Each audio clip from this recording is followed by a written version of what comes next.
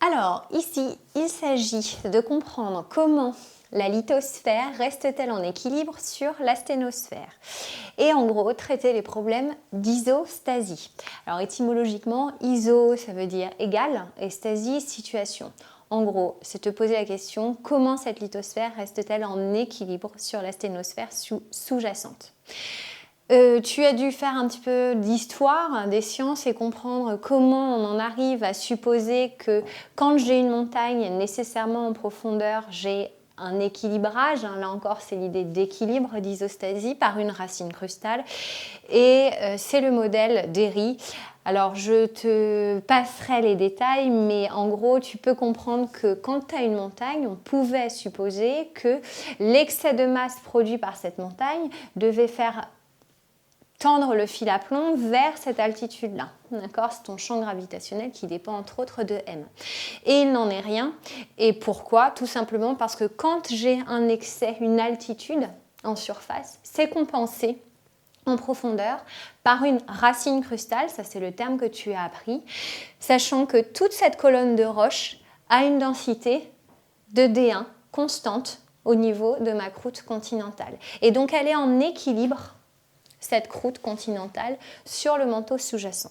Sauf que moi, le titre, je t'ai mis comment la lithosphère est-elle en équilibre sur la sténosphère. Je me permets de te rappeler une chose souvent qui est difficile pour toi, c'est que lithosphère signifie la croûte plus le manteau lithosphérique. La sténosphère, c'est la couche qui est sous la lithosphère avec cette ligne ici que j'ai dessinée en vert qui est en fait l'isotherme 1300 degrés qui te délimite bien la lithosphère, je te rappelle croûte plus manteau lithosphérique, et en dessous la sténosphère. Moi, plus simplement, par un calcul rapide, je vais te montrer les principes généraux de l'isostasie. Et on va essayer de trouver, quand j'ai une altitude petit a en surface, quelle est la compensation, puisque je suis toujours dans un rapport d'équilibre au niveau de la racine crustale. Alors, je t'ai dessiné des petits traits ici.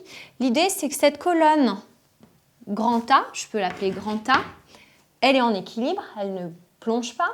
Elle doit avoir la même densité, si tu veux, que la colonne grand B.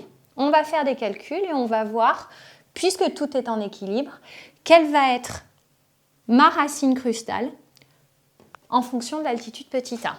Donc très rapidement, si je regarde la densité de ma colonne A, la densité de la colonne A, ça va être petit a fois la densité de l'air, plus ici, épaisseur de la croûte continentale fois la densité de la croûte continentale, plus X fois la densité du manteau lithosphérique, et je divise évidemment par petit a plus épaisseur de la croûte continentale plus X.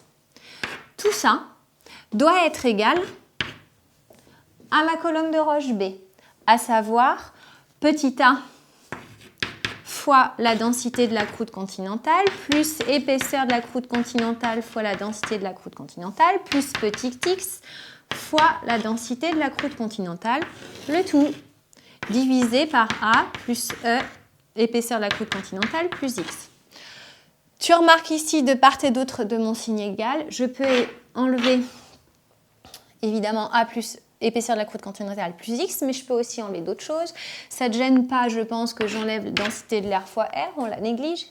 Et puis, qu'est-ce que je vais aussi annuler? Regarde, j'ai ECC fois DCC égale ECC fois DCC. Donc ça aussi, j'élimine. Il me reste donc X fois DML égale A fois DCC plus X fois DCC. Je vais isoler mon X. X fois DML moins DCC égale A fois DCC. J'ai juste passé ce X DCC de l'autre côté du signe égal. Donc je trouve que X vaut A fois DCC sur DML moins DCC.